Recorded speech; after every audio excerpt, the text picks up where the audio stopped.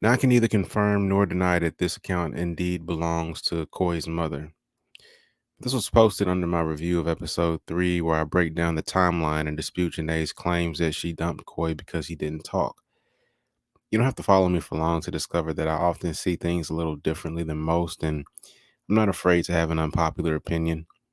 So while I don't know for certain that this comment is indeed from Bro's mother, if it is, I am glad that she found my content, because she should know that not everyone is buying the narrative that Janae and production were trying to spin.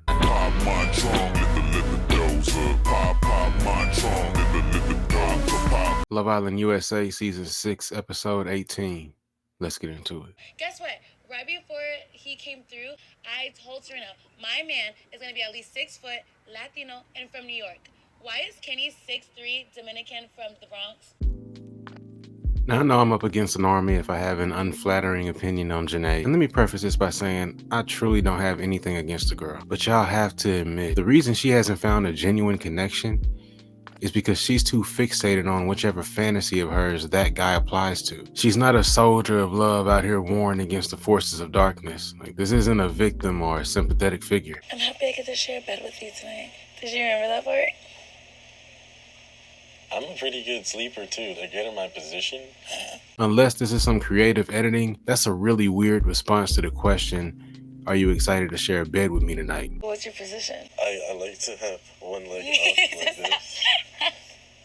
And like this. That looks super comfy. That's how I sleep too, so how's this My going? booty be up. Did y'all see chemistry there? This nigga said his booty be up. It's not the connection that she's excited about. It's the fact that he's a 6'3" Dominican. Shortly after his kiss with Kayla, Janae's pulled Connor to tell him he looks like Clark Kent. You look like Clark Kent. Has anyone ever told you that? Like, I want to marry a foreigner. I want to have my kids to be British, like British accents. When I was younger, I had this weird feeling I was going to marry someone like Latino or Hispanic. Yeah, I just had this weird feeling. Guess what? Right before he came through, I told Serena, my man is going to be at least 6 foot, Latino, and from New York. Why is Kenny 6'3", Dominican from the Bronx? Look, Nigel is a dork.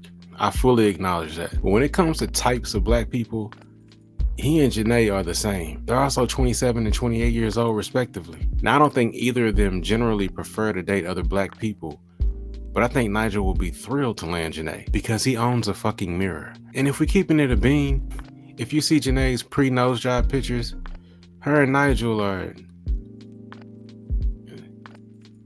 it's a better match than you think. I'm just saying, in real life, I don't think either one of them would be punching, so to speak. Regardless, I promise y'all, he was sent in for her. Famous? He's defaulting to her because none of the other girls are really showing any interest in him. I mean, he obsessed over Leah's toes and she hadn't spoke to him since. And I just want y'all to ponder. If Janae was Jason, making all the same moves, saying all the same shit, just as a black man instead of a black woman, what would y'all say about him? And look, it's not lost on me that tonight wasn't the best night to propose Nigel as a potential suitor for Janae. And the fact that he was dumped is the only reason I'm not gonna elaborate on that sensitive ass display he put on. That shit was mad weird. I do not feel good, man. And I'm feeling weird about it, you know? I feel like I'm the one that she chose, which means you have to leave, and like I feel like that's my fault. My nigga, have you seen this show? Leah and the Prince of Darkness has a pretty nice ring to it.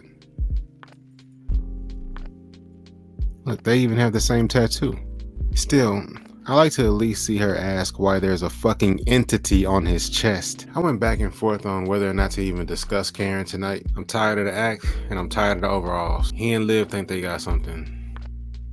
Go for it. That dumping was brutal, but having them stand behind the person they want to support, brilliant television. And although I sympathize with Cassidy being the only one standing there with absolutely no support, her pulling Leah to talk about that afterwards was comical at best. Cassidy, take your ass home. Cast some more tomorrow night. I can't wait. Thanks for watching. Catch you in the next one. Appreciate y'all. I came empty-handed, but I'm leaving with 3. Plus I made about a G, cause I made them tip me.